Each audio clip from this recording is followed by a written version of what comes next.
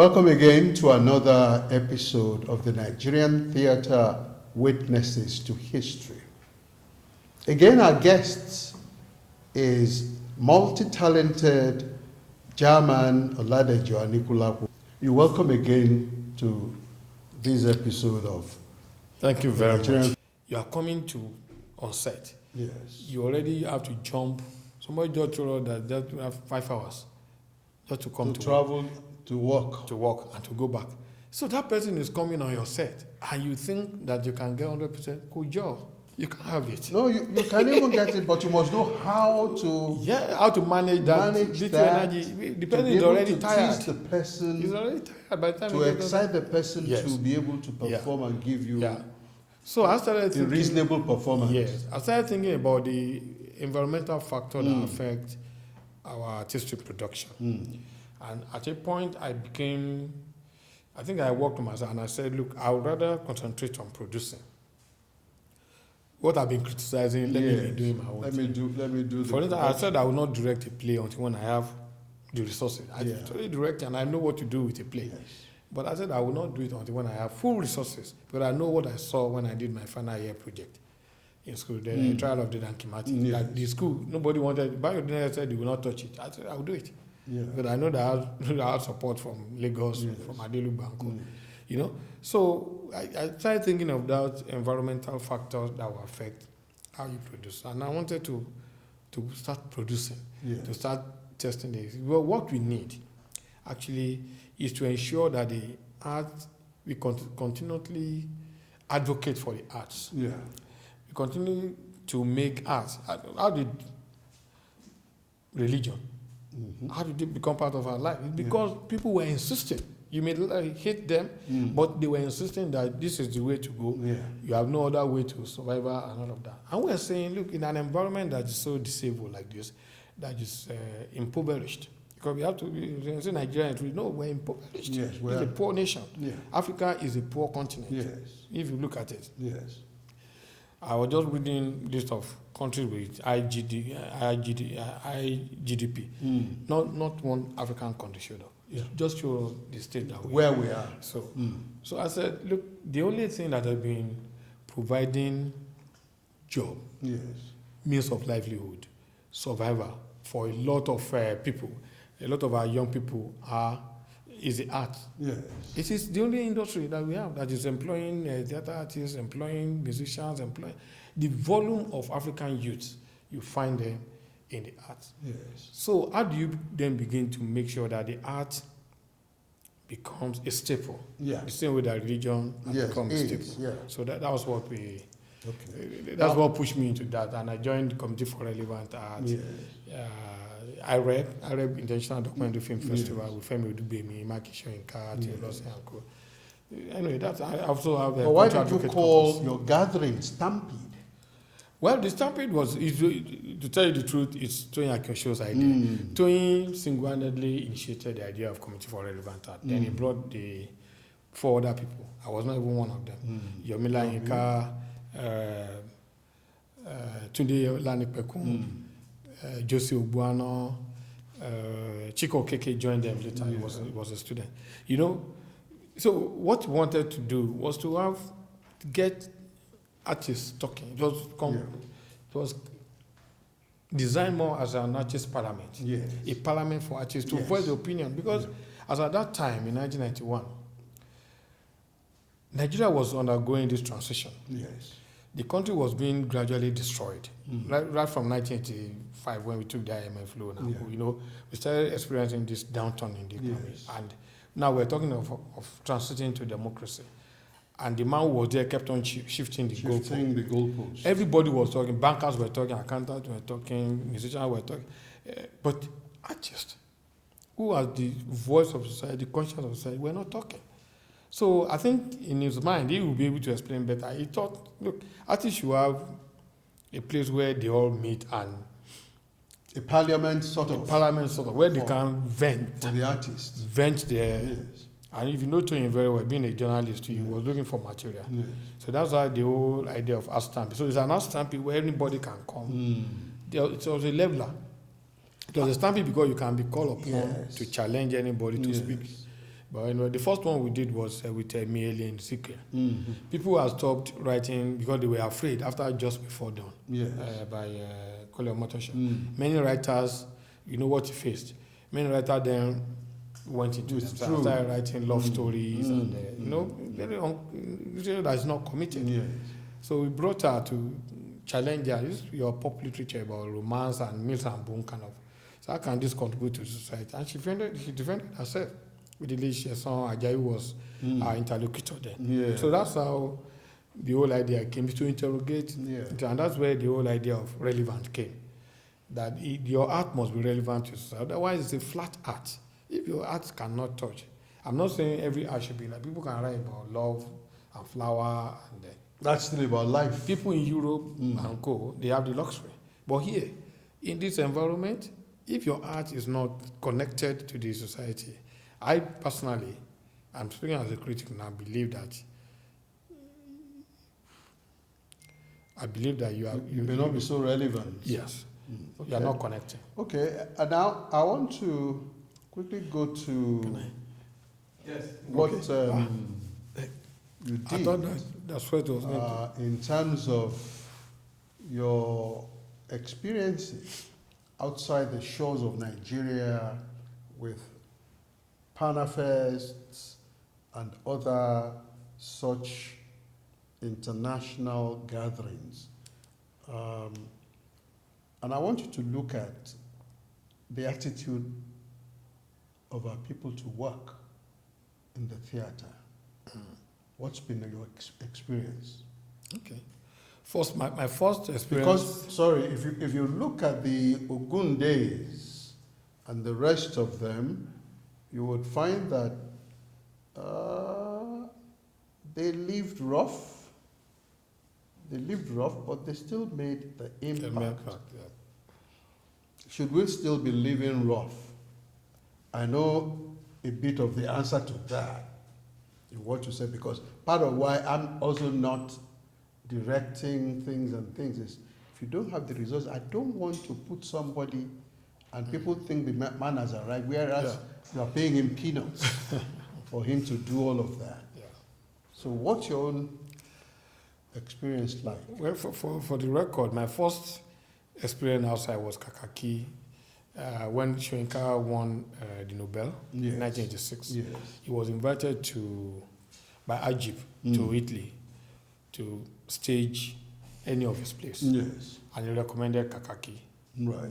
He never even saw Kakaki before, but he knew Bentonju by reputation that we should go and do Jero Metamorphosis. Yes. And then we also did Jankari, Right. which was written in 1985. So that was then we did 1992. Then I went to study in January 1993. So the trajectory of my going outside has been like that.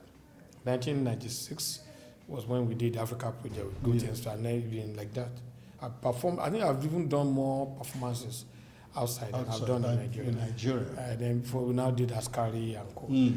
But so going to work for those organizations was from what I was doing here, both as a journalist and as a culture producer. Yes. Ambassador Segun Olushola was appointed into the board of Panafest. Yes. And he was already an ambassador. He had a full schedule. And we were looking for someone who had the kind of energy to be able to help to represent him in the organization. So he took me along in 1992. Okay. And I became Olushola representative. So Addis Ababa? No, it was in Ghana. Oh, the one in Ghana? In Ghana, yeah. Okay. That was Pan-African Historical. Okay, right. You know, Panafest was formed, it's called Pan-African Historical Theatre Festival. When we finished Festac, every country was told to go back and take one aspect of, because of the colloquium, take one aspect of the festival and make sure you do it in your country. So that every year, every country will be going from one country to another to go and be part of that. So the whole idea of the Festac will spread through. Yes. It was only Nigeria that didn't take any. Can you imagine that? We had the Ife Book Fair, which we then lost to Harare. So Ghana took Pan-African Historical Festival. And you know who initiated it? Efwa Sutherland. Oh. So you can imagine. So she was the one that initiated, but then brought people in from abroad, from everywhere to be part of it. So they brought Olushola to serve in the board. So I went to represent him there. And maybe because of the way, because when I jump into something, I throw my whole body. Because of the way they said, okay, they made me part of the communication team. So I was not just representing Olushola, I was also in the communication team. I was the one writing the press releases, they were publishing newsletters, I was the one writing, editing, and all of that. So that's why I became part of Pana First. The same thing happened with Master. Right. I came for performing arts in Africa. That's in Cote d'Ivoire. Right. The first PACO, Festival of African Film in is it still on? You know, it's on. It's on. But But not at the scale that it had before. so there's also, I mean, you know, so many of these things just came because of what I'd been doing. And then one recommendation from here, from if you want to do that, call that guy. He has energy, he has resources to do it. So that's how I've been doing that. So coming to the attitude of our people in the theater, again, environmental factor. Yes. The environment does not encourage anybody to show total commitment to the art, in the sense that you can understand that that's what you want to do. But the people that rely on you, and I don't mean those who feed off you, like your children or your wife, and your parents, your relatives, yes, they don't say what they know, because we've so weaponized poverty, that what they know is that you are not bringing money in. That all these things that you guys are doing, where's the money? Show me the money. Yes. Which is what we have. Yes. You do all this. Okay, for instance, you rehearse a play for, okay, let's say minimum 6 weeks. You do only 2 shows. How much are you going to charge at the gate to make sure that you have... to pay for the So the artists have to be paid peanuts. So you don't see all of that. So the artist is forced to do. An actor, for instance, she's late now, so I can speak about her, but I won't mention her name. She came on a set of on a theater show, and she was reading the line from another play. She was introduced into the play. You know why? Because she had to do like 3-4 shows to be able to have enough, maybe even for her transport. The moment she said, the bench just screamed, said, "No, please," because she took the line from, because she was rehearsing like 3 or 4 plays at the same time. The same thing for radio. That is stressful. Yeah, same thing for TV. I'm sure it's still happening in movie now that an actor will be running from one set. Yeah, in fact, actually they are jumping from set to set. We just finished a film where we were suspecting that some actors were running from one set to another set. So by the time they get you, they are tired. They are spent. They can't give you anything of. They are spent. So the attitude to work has to be discussed relatively. There's a relativity clause there. Yes. That because of the struggle for survival, even for them to live where they are living, to come there, what they call the cognitive structure, what is bringing from home. Is this somebody who has been harassed in the boss, who was not giving his money, who was not giving his change, or who had to fight conductor? Either he's rushing in and he just want to, and as he's on stage, he's not concentrating. He's thinking of the next. When do I leave? I have to leave if I want to. I was sitting in a rehearsal, one big show, and this actor was grumbling that if I don't leave now, how will I catch the last BRT to Ikorodu? His mind was not in that show, and he was playing sub-lead. Yeah, but he has to leave. So anything the director was telling him at that point, you're on your own. You couldn't connect to that. Couldn't connect to it. And you come tomorrow and give you. So what is your recommendation? Well, the recommendation for how we can not only move past this kind of thing, but also have a thriving. You see, there's something that I've been saying. I don't know whether I was saying it to my friend Femi or Tony Akinsho. I said that if you don't fix the environment, don't expect maximum performance. I know. It will be what do we call it? It will be hem-haw. Because people will just do what they have to do. After Ajo festivals, Nothing. Who's ready to commit that kind of resources again? Not Nothing. even the federal government. Yes, nothing. Only Red Cross did Askari that went to 22 states. Mm. That's the only other big show, Yeah. apart from Africa Project. In fact, I happen to have been part of the other big shows. Mm. How are you going to put people on the road? Yeah. Where are the resources? Apart from the insecurity. Insecurity. Big problem. The insecurity was a problem from the early 80s, and then you can't. Staging anything in the theater started dying. Yeah, because what the Ogundis were doing, that they were doing road tours. They can't do it. Where are you going to do road tours? Before you get to Ibadan there, you are likely to have been challenged. Yeah. Not to talk of going to Ekiti. The way they were taking. Yes. It's not possible. And what they did then. They finished in the night here. They are traveling that night. We did this in Askari in 1997 because the situation was still relatively okay by then. But now, who is going to do that? Nobody. People are even afraid to ask their children to go and serve in another state. So if you don't fix those fundamentals, we should not expect our theater, our art to grow. It cannot. People will just do what they can. And that means that you do what you can, not the optimum performance. It's not possible. And unfortunately, we also live in a society that is Philistine. In the sense that the system does not believe that they should create institutions and resources that will help the artists to realize themselves. I was consulting for a project, and the person was saying, look, I have this brilliant idea. I don't know how to realize it. I've sold my house. I don't sell your house. That because if, for instance, the nation has what we call the cultural policy, which has been there since 1988. Yes. I was there when it was been announced. If you have, and it says there's an endowment fund, if you want to do any project, just write your proposal. I was in Bauchi at the NAFES when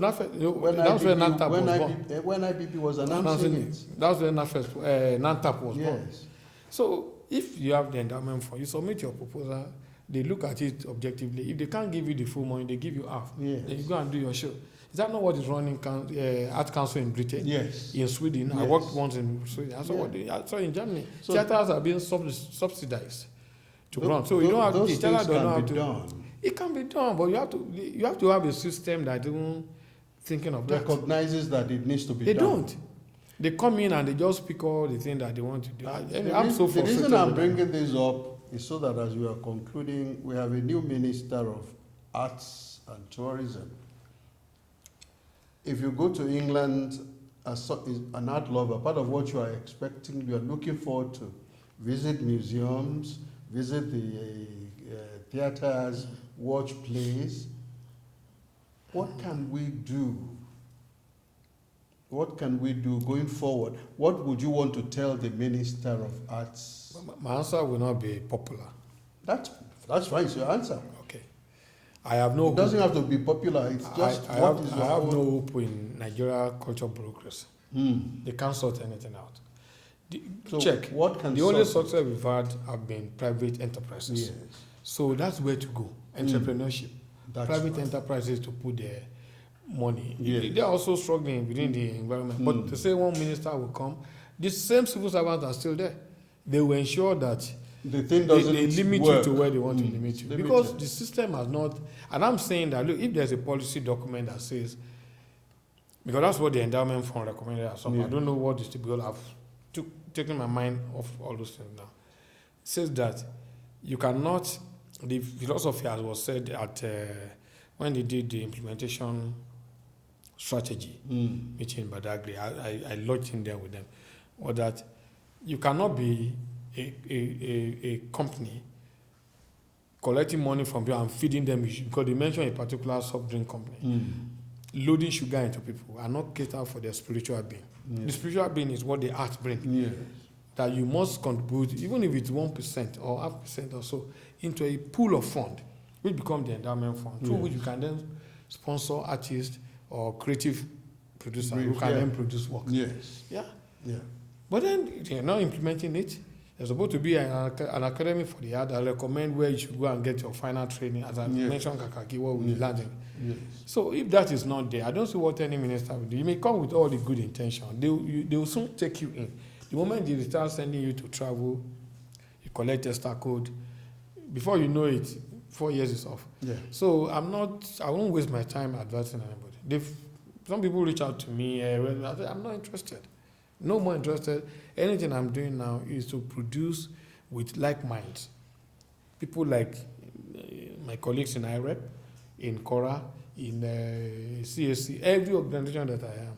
To contribute because how many more years does no one to say for run after some ministers doing profitable interventions? Yeah, what I've been doing since I was in my 40s. I'm done.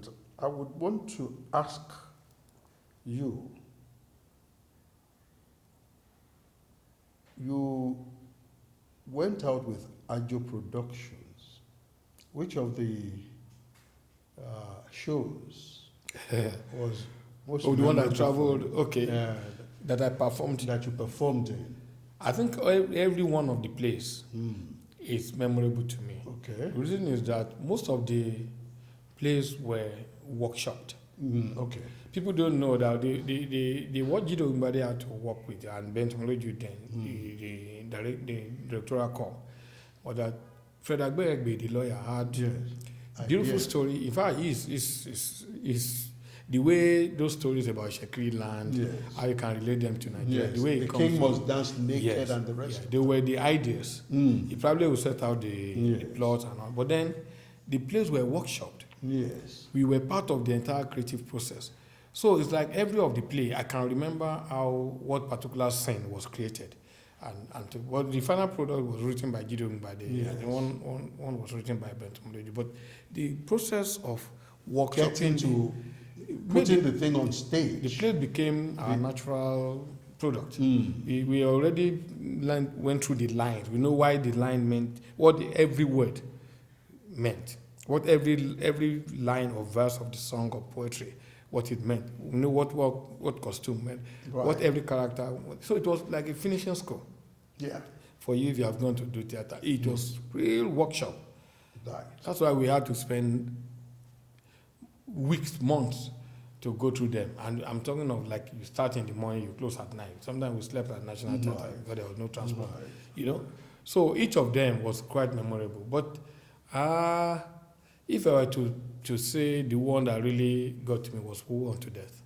Woe Unto Death. Okay. Because the King Modern, you know, it's like, and actually when you are preparing your first work, you spend all the time to do it.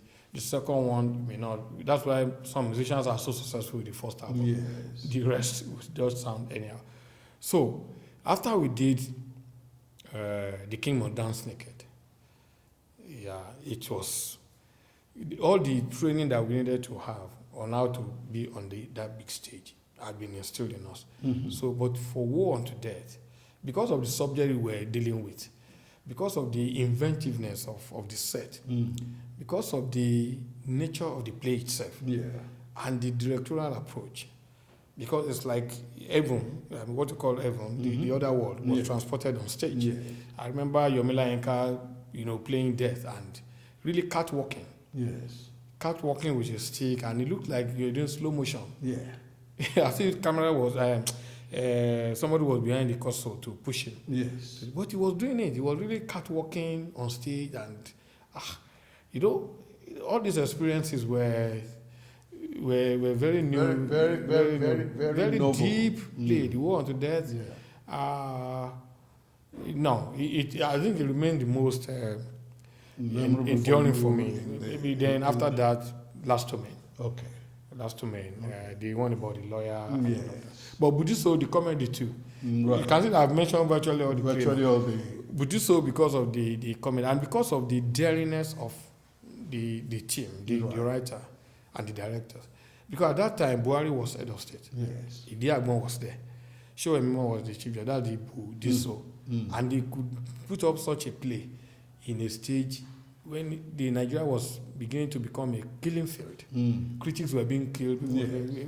People sent SSS to come into the rehearsal room. They saw us rehearsing play about Diso, and they couldn't do anything because it was comedy. It turned into serious satire. They couldn't understand it. Maybe they understood, but maybe they did. Sometimes Jido Gbayo will say, "Look at that man, security man," but the man himself is laughing and scattering himself. So and we all go and drink stout and I smoke. remember that when I spoke with Femi Oshofiso, he referred to such a thing.